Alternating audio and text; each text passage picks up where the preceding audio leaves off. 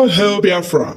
This is Biafra Liberation Army Network coming to you again. Please do subscribe, like, share, and comment.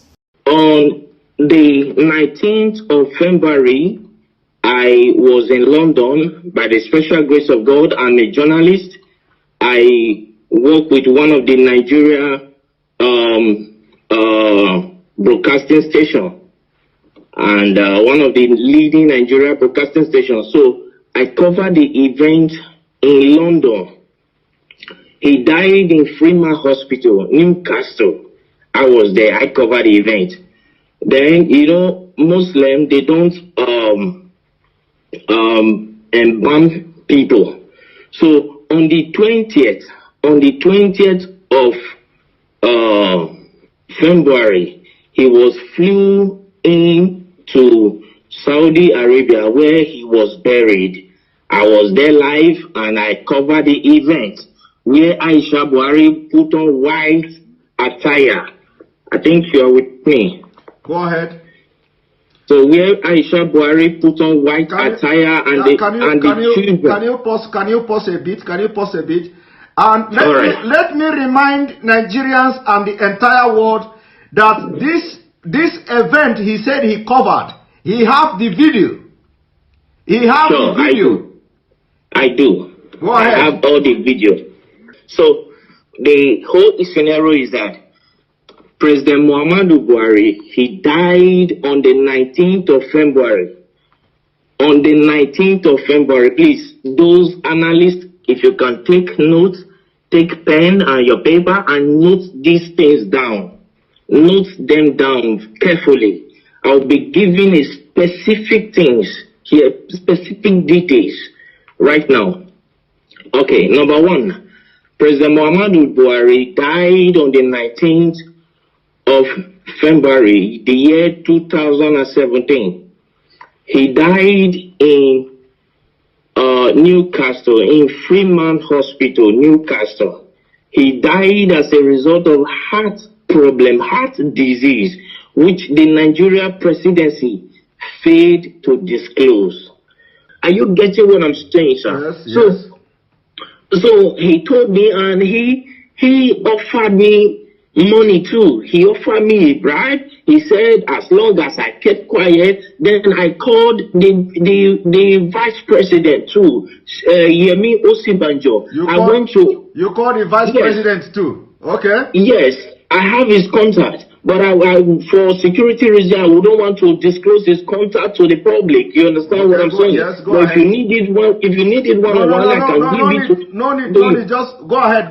No need. So I called Professor Yemi Osibanjo. I called him. I went to his office to meet him in Aso Rock in Abuja. So when I got there and I told him, sir, we understood because I was the one that covered that news.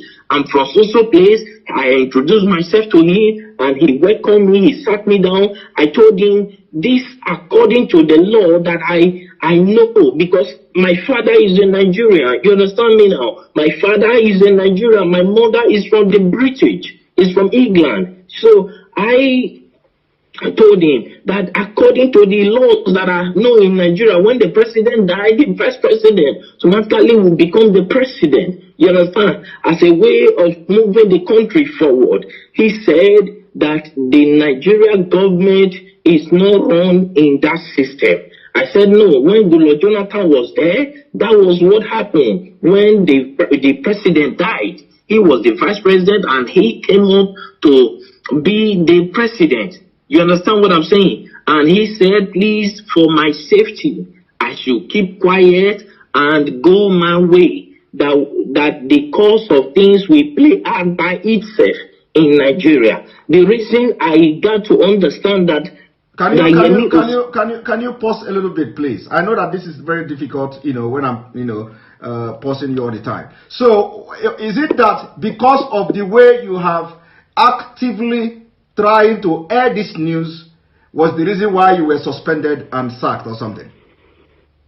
I wasn't sacked, sir. I was suspended. Okay, you were suspended. Okay. So was it the reason you were suspended? Yes. Okay. All right. Because I told them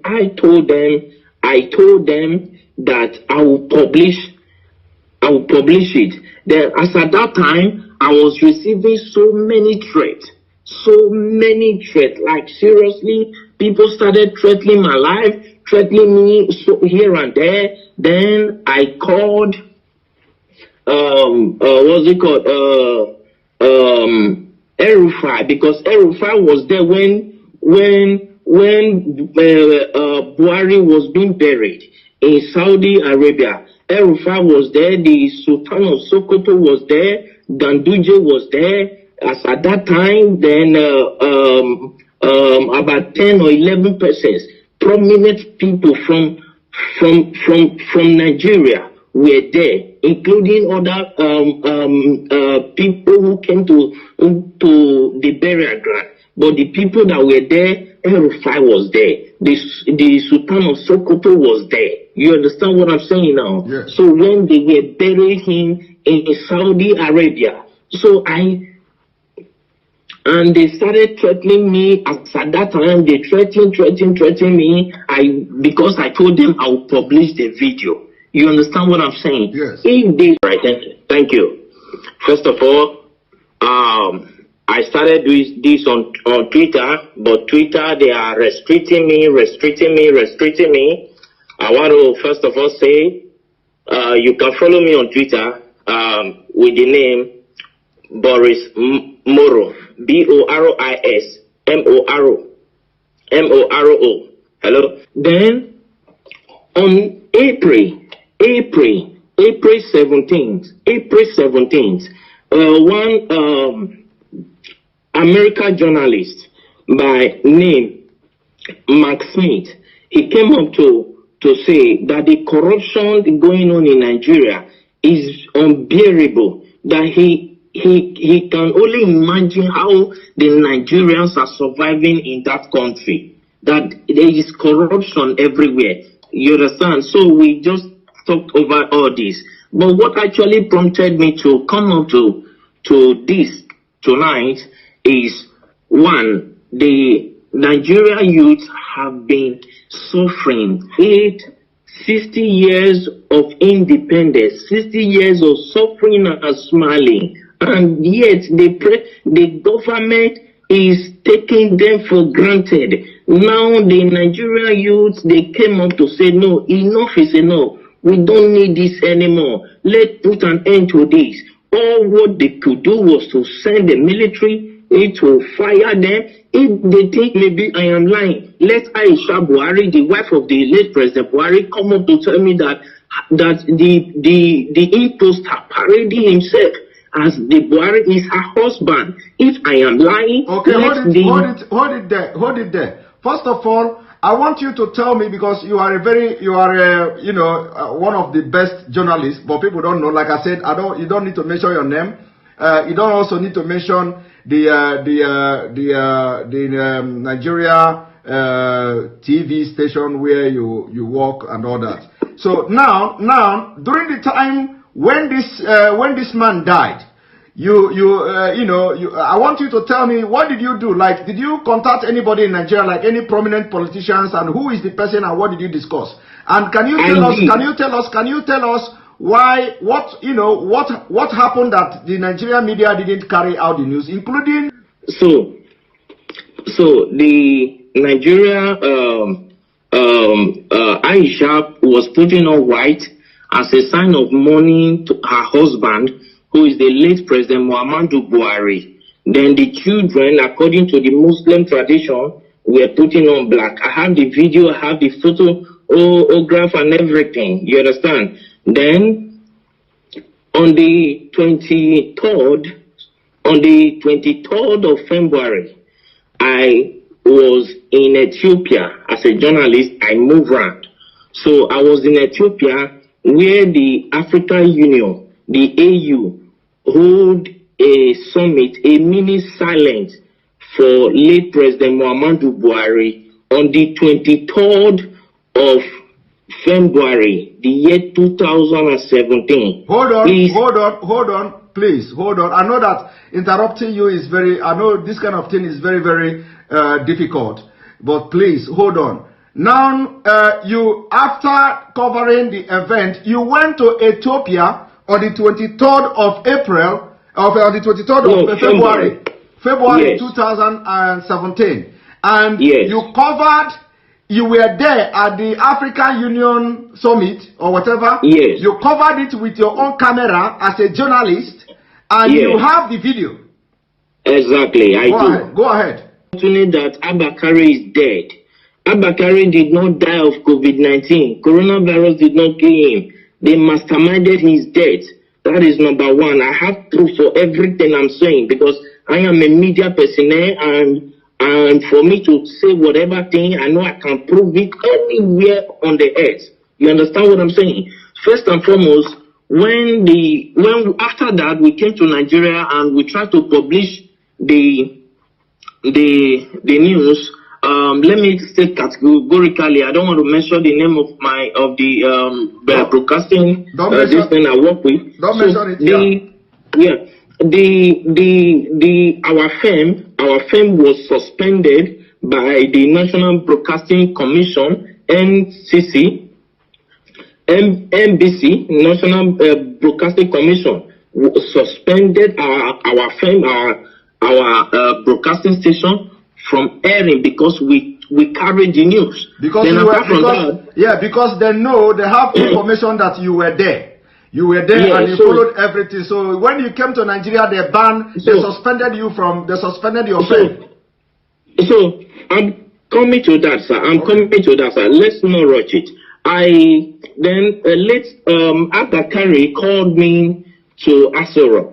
You understand what I'm saying? Yes. So I flew into Abuja to go and see him, and he told me that if I can keep quiet, that my safety to be alive will be guaranteed, and for my generation to come, no, we suffer again as a result of the bribe he was offering me. You understand what I'm saying? Yes. So I told him, accepting bribe is not the problem, but my conscience will judge me till I die. Yes. So I cannot do that. And to God who made me, I'm saying this categorically, and God Almighty is my witness.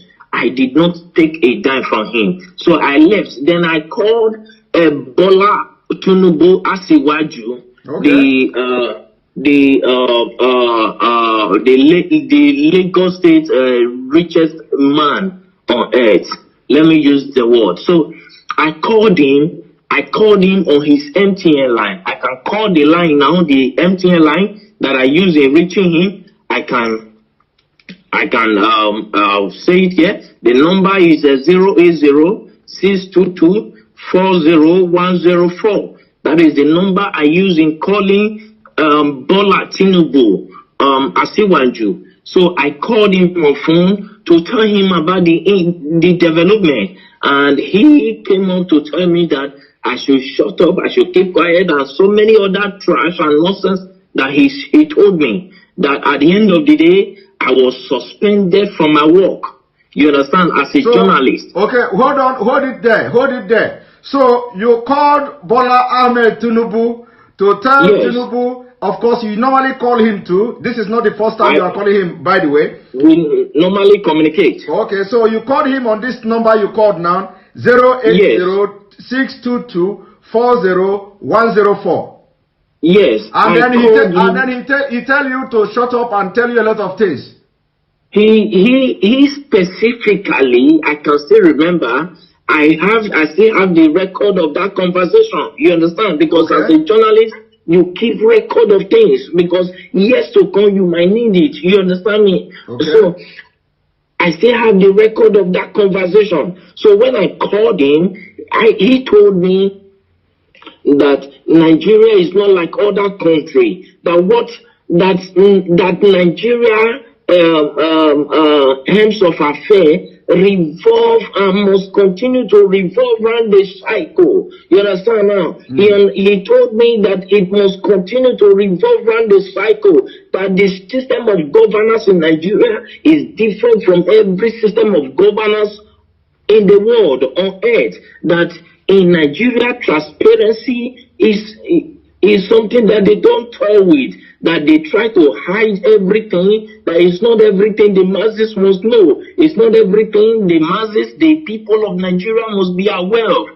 And I understand that many of them are hearing me right now. I understand that many of them will come up to say it's a lie, nothing like that happened. But if any of them can come up to challenge me that this and this and this I'm saying now never happened, I will be very glad, because I will pick it up from there. I will take it to the court, to the International Court of Law. Let Aisha Buhari come up to tell me that the man he's posting as a Buhari is the real Buhari. I will come up with every evidence, including the video of how he was wrapped with the Nigeria flag, with the green, white, green cloth. Okay. I will come up with the video of everything. Okay, let them come out and challenge me. Okay, hold it there. So actually, the video and all these pictures were taken away from you, but you have your own backup as a journalist.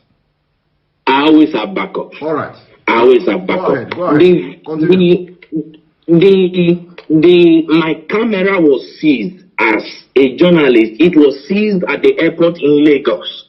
Your camera was seized at the airport as you are coming back to Nigeria? Yes, in Lagos. Okay. Till today that I'm talking to you, I've never set my eyes on that camera.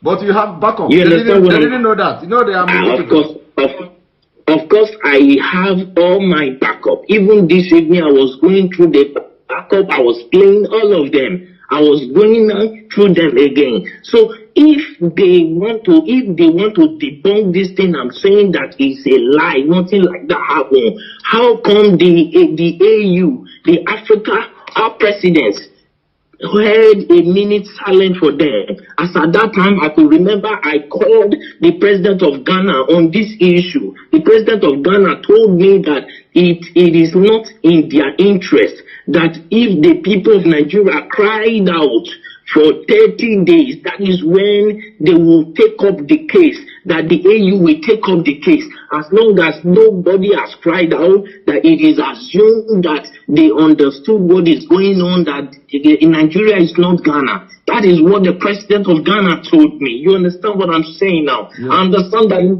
many of them are hearing me right now. Let any one of them come up to challenge me. I went to Ethiopia.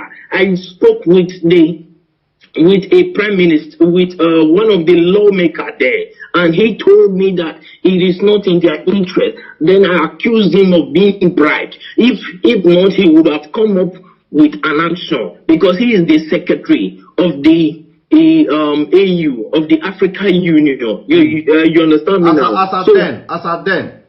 Yes, as at that time. So I challenged him. I accused him that they have been offered bribe, and he told me that he has never received any bribe from Nigeria, though many of them are coming with proposal. But whether he later accepted bribe, I don't know. You understand what I'm saying now? But the truth is this: Buhari is long dead in Freeman Hospital in Newcastle in London on the 19th of February, the year 2017. He's dead. Buhari is dead. He was buried in Saudi Arabia. Nobody can tell me that he is still alive. So I covered the events there where the African Union hold a minute silent for late President Muhammadu Buhari. So to show their last respect to the late President Muhammadu Buhari of the Nigeria government. Then on the 28th of February, which I think is the last day of February, then Queen Elizabeth gave a condolence statement to the Nigeria government in respect of late President Muhammadu Buhari, and which went viral. Yes. So all of these, the Nigeria government, led by late Abakari and with the Kaaba, swept under the carpet for selfish and greed reasons. Then on the on the 2nd of March, Eric Joyce, the ex-British lawmaker, Eric Joyce, ex-British lawmaker, he issued a statement, that a condolence statement to Nigeria for the loss of her president. Are you with me, sir? Yes. Then they swept it under carpet, and the man got angry and came out to say that President Muhammadu Buhari is dead. If President Muhammadu Buhari if they think he is lying, that they should come out to challenge him. You understand what I'm saying now? Yes, they should come out to challenge him in the court of law, that he will come out with every evidence to prove that Muhammadu Buhari is dead. As I talk to you, since 2017, till this minute, nobody from the Nigerian government all across the nations of the earth came up to challenge Eric Joyce, the ex-British lawmaker. That went by. Buhari, that I know, if you look, when Nnamdi Kanu came up, you understand, they said that he's talking rubbish. I have never met Nnamdi Kanu on face to face. He doesn't even know me. He doesn't even know whether I'm fair or black. He doesn't know me. And I've never given him anything. He has never given me anything. You understand now? But the truth is, as a journalist, I swore an oath to stand by the truth at all times. Irrespective of what may be at stake, I swore an oath to God and to humanity. And now you no longer work with this television station, and now because of what is going on in Nigeria, you are ready to shatter the table. If I am not answerable to any Nigerian authority, you understand now? When I was suspended, I was waiting if my suspension would be lifted. I waited for a period of 6 months. My suspension was not lifted. Then I resigned. I sent them my resignation letter. Then I left. I started my own firm by myself. You understand me now? Which I am growing by the special grace of God. You understand what I'm saying now? Then what we do, because a lot of people, of course, a lot of people are demanding that we are not going to discuss here, whether we are going to, how we're going to bring video to start flashing and stuff like that, because we want to be killing them, slowly. So we want to be killing them slowly. It is not going to be boom. So a lot of people are saying we should bring the video. We are not going to respond to that at this point, whether we are going to bring the video or not. But so long as they are following the program, following what we're doing, the videos and evidences will be dropping bit by bit. All right. Thank you very much. The issue is, thank you, sir. Please, I want to say something, sir. Okay, go ahead. Thank you very much. I appreciate you. I appreciate what you are doing, and I appreciate the good people of Nigeria who stood up to say, no, we cannot face this anymore. I appreciate all of you. But one thing we must understand is the spirit of unity has to be strong in the Nigeria youth. You understand what I'm saying? Because any protest that does not last for 30 days cannot draw the attention of the European Union and the African Union. You understand now? Yes. So if I'm saying this to the Nigeria youth, so that they will understand what they are doing. You understand? Because right now, revolution is what is needed. That is why the Nigeria government are doing everything to block everywhere. That is why they paid people to go and shoot. Those are the people, those are the military. The military that Buhari ordered the shooting, and the governor of Lagos State, Sanwo-Olu said that there was, at first I watched him, he said there was nothing like that. Then I called him on the phone. That was day before yesterday. You called someone on the phone. You called someone on the phone the day before yesterday. I have their number. I called him on the phone and I asked him, why are you saying this? It is obvious across the nations of the earth. Why are you saying this? People will come after you. The Nigerian youths that I know there are calm, but when you toy with their simplicity, they will come after you. You understand what I'm saying? Yes. Then I believe that was later when he came up to say that they thought nobody died, but he began to look for possible means to change his mouth.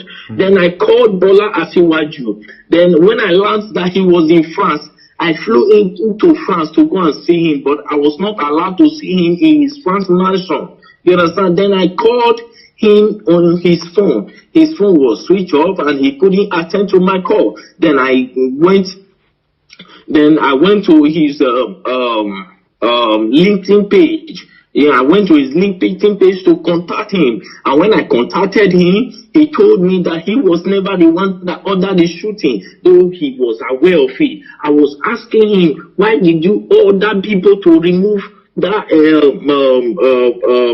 camera? He said he was not the one, that it was the governor Sanwo-Olu that ordered them to remove it, that nobody can remove it except the governor signed it. So the governor of Lagos State, he was aware of what will happen. He was aware that soldiers were going there. He let any of them come up to say this is not true, and I will publish the voice notes, the voice recording through LinkedIn that I communicated with Asiwaju Bola Tinubu. You understand what I'm saying tonight? Yes. Thank you very much. You know, some people will be saying, "Oh, this thing is not adding up." You know, sometimes when you are in the field, the way this Nigeria politicians, the way this Nigeria story goes, you know, sometimes it will go up and go down. Some people may not be, you know, getting the point. Some people may not understand, you know, why would you go to France? Why would you do this? You know, but when a journalist who is like, you know, dealing with all these politicians in Nigeria, and you want to be the person to have the first-hand information of whatever that is happening, and especially when you are out of the game, especially from the Nigeria space, and now you want to be, you want to have first-hand information of what is going on. You know, sometimes when something like this happens, of course, you can fly to anywhere just to get the information and get the first-hand information, you know, to have it in your own space. But anyway, sure. I must thank you very much. This is the first time you are talking to anybody about this. Yes. This is the first time ever you are talking to anybody about this. We are going to continue our discussion. It is not going to be online. It is going